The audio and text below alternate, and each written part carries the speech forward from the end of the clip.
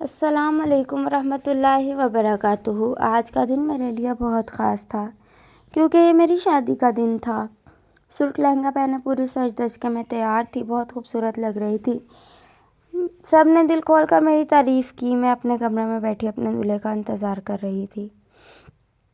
میرے دل میں ہزاروں ارمان تھے، ہر لڑکی کی طرح میں نے بھی ایک خوبصورت زندگی والے خواب دیکھے تھے، مگر میرا یہ خواب اس وقت چور چور ہو گیا جب میری شادی میرے بہنوئی سے کر دی گئی۔ ایسا نہیں تھا کہ وہ مجھ سے عمر میں بڑے یا کوئی عجیب شخص تھے، بلکہ وہ پڑھے لکھے اور خوبصورت نوجوان تھے۔ میں نے انہیں ہمیشہ بہنوئی کے روپ میں ہی قبول کیا تھا۔ میری باجی فرحانہ کے انتقال کے بعد جب اس کی ساس میری ماں سے رشتہ لینے آئی تو انہوں نے مجھ سے پوچھے بغیر ہی ہاں کر دی۔ اس بات کا مجھے پتہ چلا تو میں ان سے بہت ناراض ہوئی اور بہت دن تک گھر والوں سے بول چال بند کر دی۔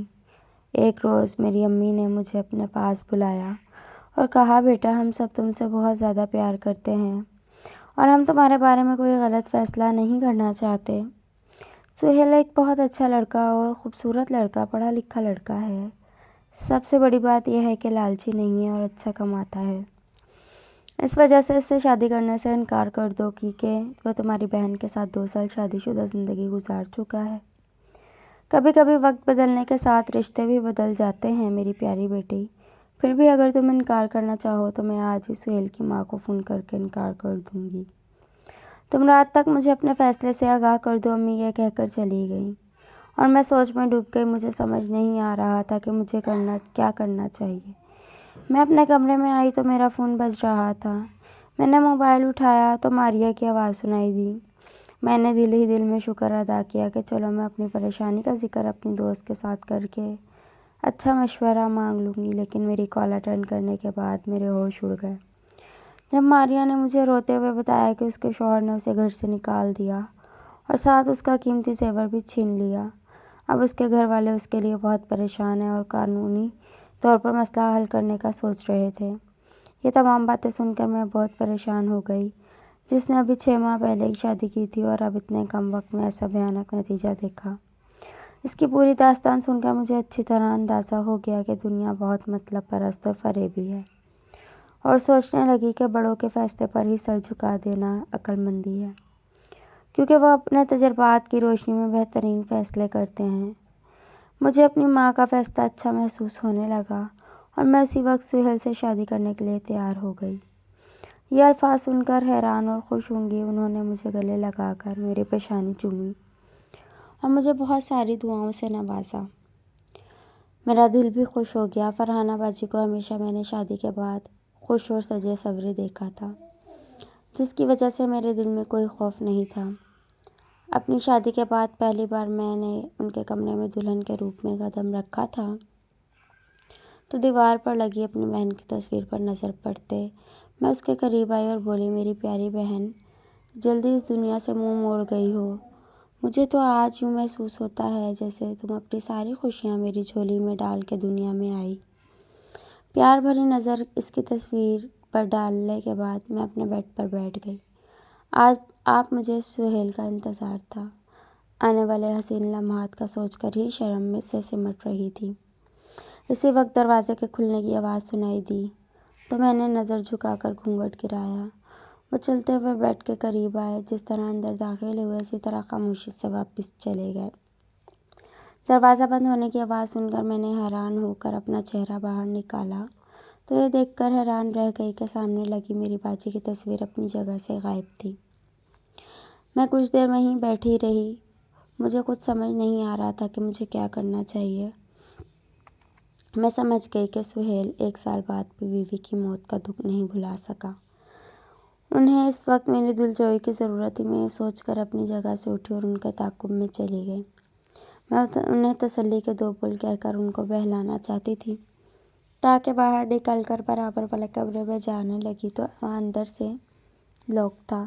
میں حیران کھڑی رہ گئی۔ مجھے اپنی بھاری لباس سے الجھن ہونے لگی۔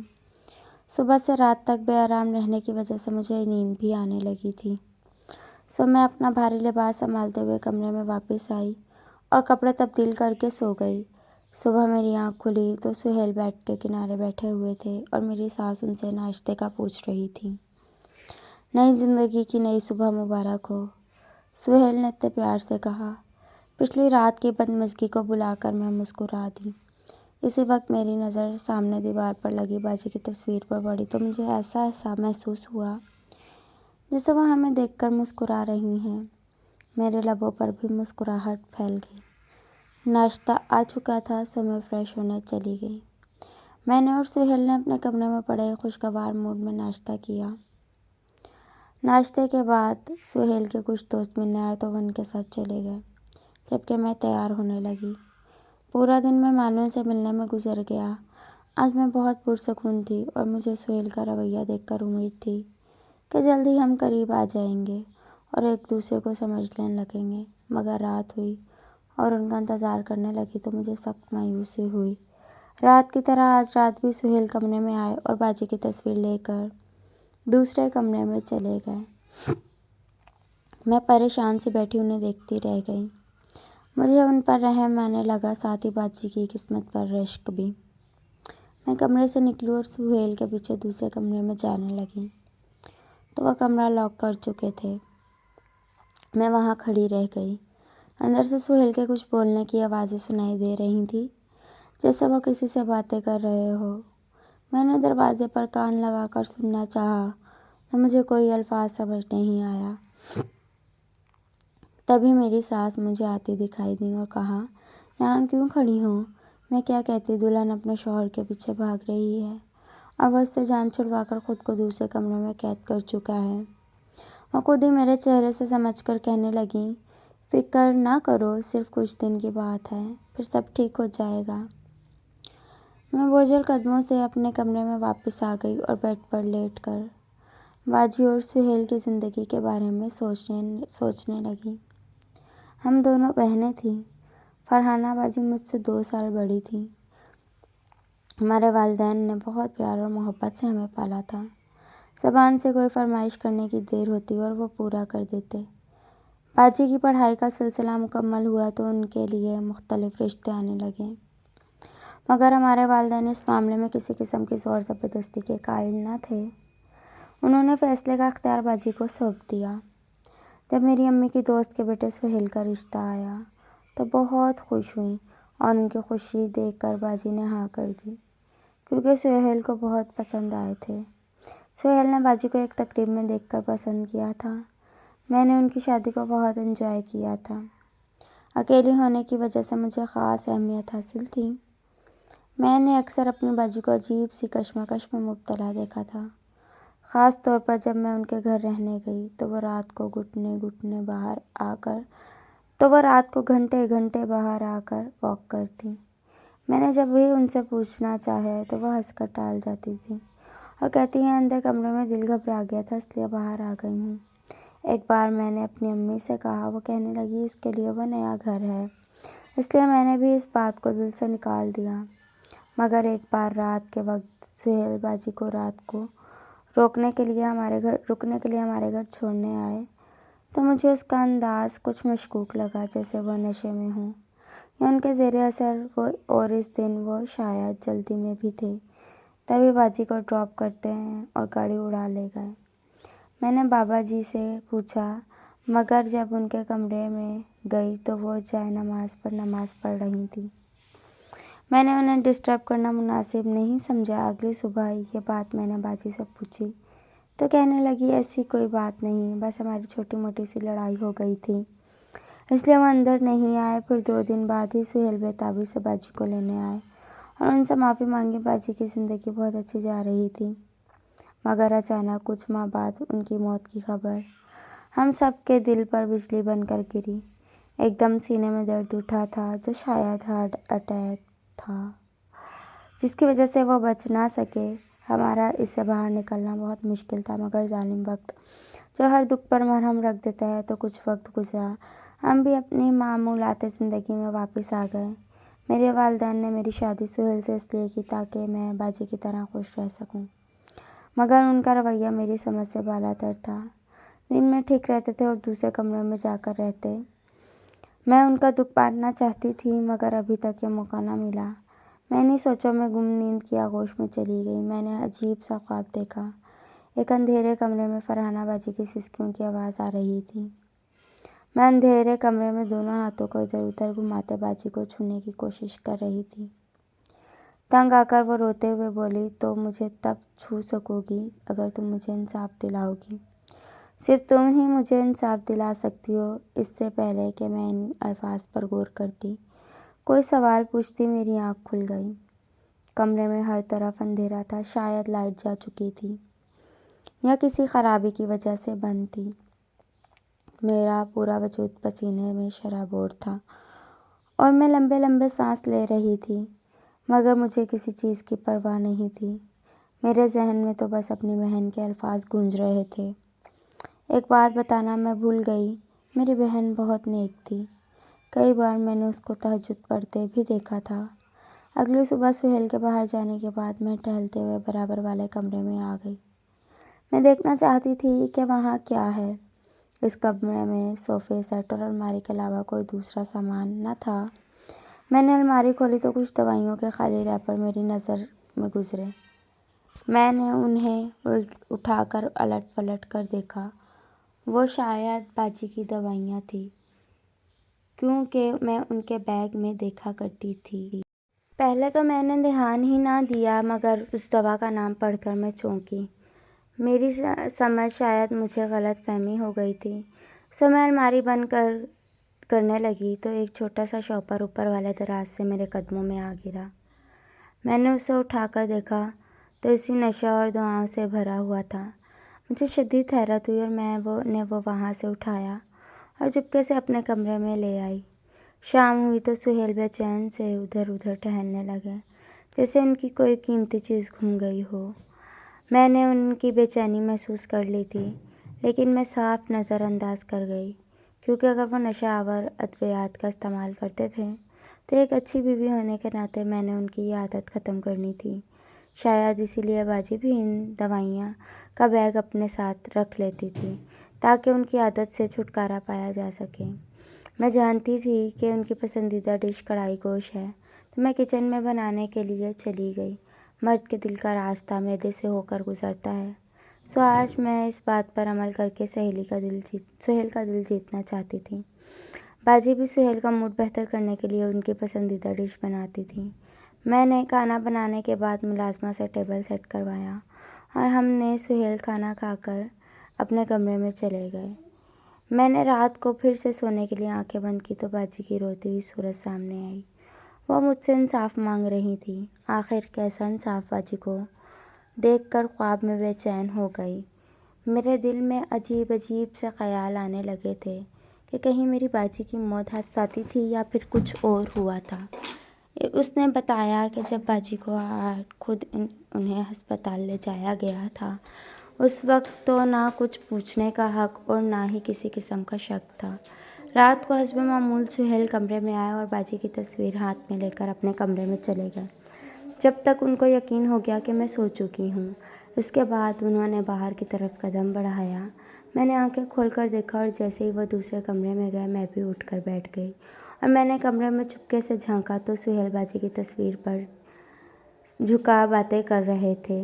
ان کی آنکھوں سے آنسو جاری تھے۔ ان کی آواز مجھے سنائی دے رہی تھی، میری پیاری شہزادی، تم دوسری دنیا میں کتنا اکیلا پن محسوس کرتی ہو۔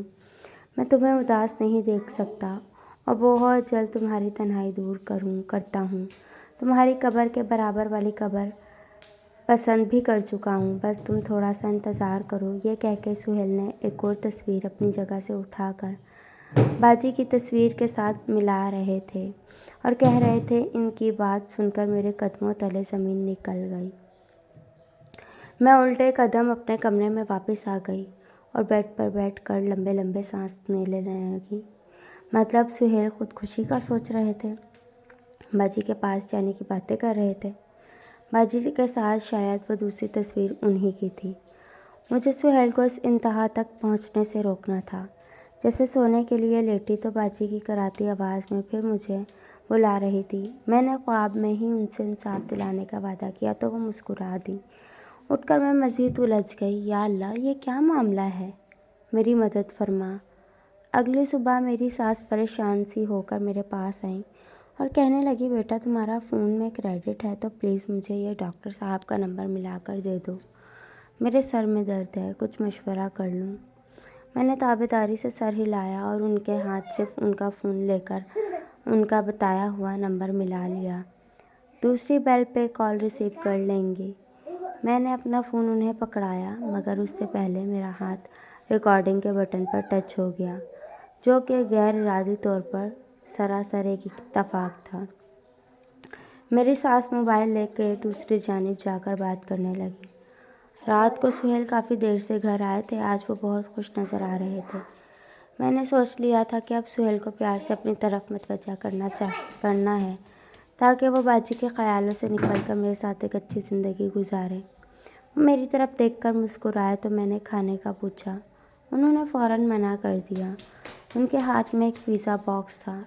انہوں نے وہ میری جانب بڑھایا اور بولے یہ میں خاص تمہارے لیے بنوا کر لایا ہوں۔ میں نے پیزا ان کے ہاتھ سے لے لیا۔ مجھے شدید بھوک محسوس ہو رہی تھی اور ویسے بھی میں پیزے کی دیوانی تھی۔ سہیل باجی کی تصویر اٹھا کر دوسرے کمرے میں چلے گئے جبکہ میں موبائل ہاتھ میں لے کر بیٹھ گئی۔ میں موبائل میں اپنے پسندیدہ ڈرامے کی ریکارڈنگ دیکھنا چاہ رہی تھی کہ میری نظر صبح والی ریکارڈنگ کال پر پڑی۔ میں سننا تو نہیں چاہ رہی تھی مگر کیونکہ ساس کافی دیر تک بات کرتی رہی تھی تو میں نے سوچا کہ سن لوں کہ ڈاکٹر سے ایسی بھی کیا خاص اور لمبی بات ہوئی۔ میں نے کال پلے کی تو سن کر حیران رہ گئی، بلکہ حیران تو شاید بہت چھوٹا لفظ تھا۔ میرے ہوش اڑ گئے۔ ساس کہہ رہی تھی ڈاکٹر صاحب آپ کی دعائیں تو سہیل پر الٹا اثر کر رہی ہیں۔ میری بڑی بہو کی جان لینے کے بعد وہ چھوٹے کو بھی مارنے کی پلاننگ کر رہا ہے۔ لاکھوں روپے خرچ کرنے کے باوجود آپ کے علاج کا الٹا اثر ہوا ہے۔ مہربانی کر کے میرا پیسہ واپس کر دیں ورنہ اچھا نہیں ہوگا۔ یہ میری ساس کی آواز تھی جو کسی ڈاکٹر سے بات کرتے ہوئے اس کو دھمکی دے رہی تھی۔ رضیہ صاحبہ میں اس بات سے اچھی طرح واقف ہوں آپ کا بیٹا ایک نفسیاتی مریض ہے اور قاتل بھی ہے اور اپنی بیوی کا قتل کر چکا ہے۔ اچھا ہوگا کہ آپ مجھ سے تمیز سے بات کریں، ہو سکتا ہے ورنہ آپ کا راز فاش ہو سکتا ہے۔ ذرا حوصلہ رکھیں اور صبر سے کام لیں، اتنی بھی کیا جلدی ہے۔ ہو سکے تو وزٹ کر لیں اور ہاں میری دوائیاں لے کر آئیے گا، میں تبدیل کر دوں گا، سب سیٹ ہو جائے گا۔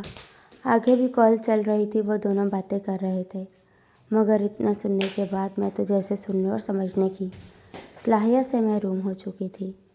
میری بہن خواب میں آ کر مجھ سے کس انصاف کا تقاضا کر رہی تھی۔